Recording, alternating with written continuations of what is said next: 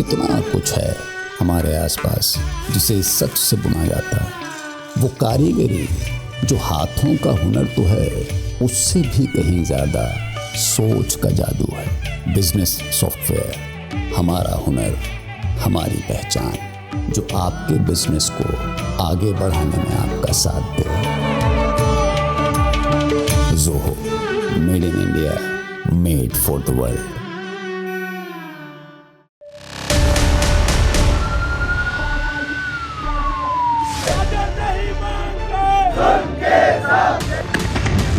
एक नौजवान को शहीद किया गया और 19 जो नौजवान हैं वो आज भी सीएमएच के अंदर उनको गोलियां लगी हुई हैं, वो जख्मी हैं।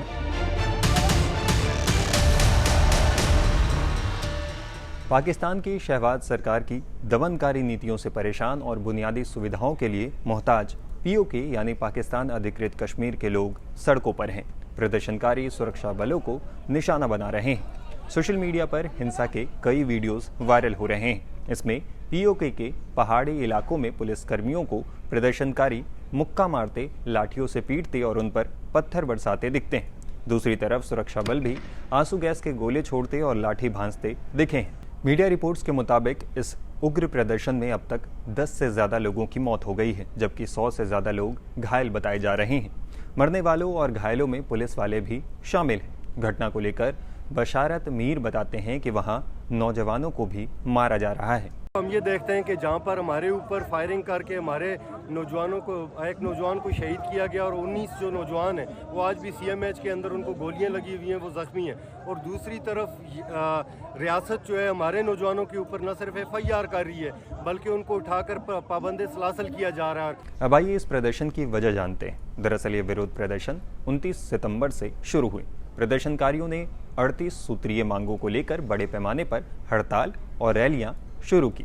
इस प्रदर्शन का नेतृत्व ज्वाइंट अवामी एक्शन कमेटी कर रही है। इसकी मुख्य मांगें हैं पीओके विधानसभा में पाकिस्तानी शरणार्थियों के लिए आरक्षित 12 सीटें खत्म की जाए, खाद्य और बिजली सब्सिडी दी जाए, भ्रष्टाचार और अधिकारियों की विशेष सुविधाओं को खत्म हो और सभी को निःशुल्क शिक्षा स्वास्थ्य मिले और क्षेत्र में आधारभूत विकास हो।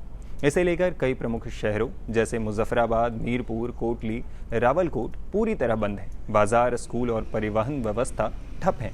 इंटरनेट सेवा भी बंद कर दी गई। मीडिया रिपोर्ट्स के मुताबिक विरोध प्रदर्शन को रोकने के लिए कई जगह पाकिस्तानी सेना और रेंजर्स ने घातक बल का प्रयोग किया। कई वीडियो में सुरक्षाकर्मी आंसू गैस के गोले दागते, गोलियां चलाते और विरोधियों पर लाठीचार्ज करते भी दिखे।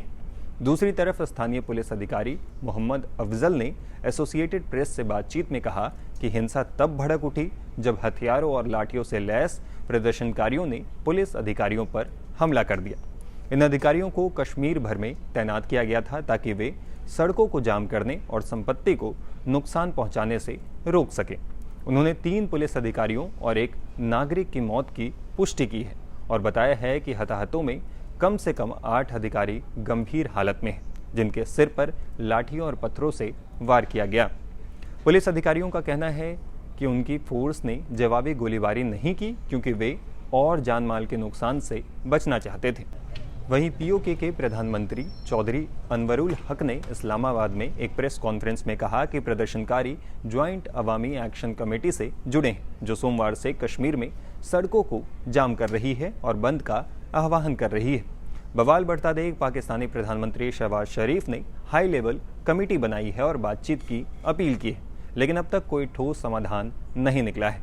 दूसरी तरफ कश्मीर सिविल राइट्स ग्रुप के पोस्टर बॉय शौकत नवाज मीर ने प्रदर्शनों से पहले कहा था कि इलाके के राजनेता, नौकरशाह और दूसरे उच्च सरकारी अधिकारी जिस लैविश जिंदगी का मौज ले रहे हैं, हम उसका विरोध कर रहे हैं। उन्होंने स्थानीय YouTube news channel the Kashmir link से कहा, जब हम कहते हैं कि हमें अस्पतालों में दवाइयाँ चाहिए तो वे कहते हैं कि उनके पास फंड नहीं है, लेकिन उनके पास ऐशो आराम की जिंदगी जीने के लिए पैसे हैं।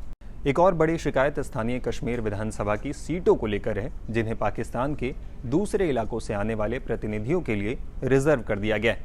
कश्मीरी कार्यकर्ताओं का कहना है कि इन सीटों का इस्तेमाल क्षेत्रीय सरकारों को बनाने या गिराने के लिए किया जाता रहा है।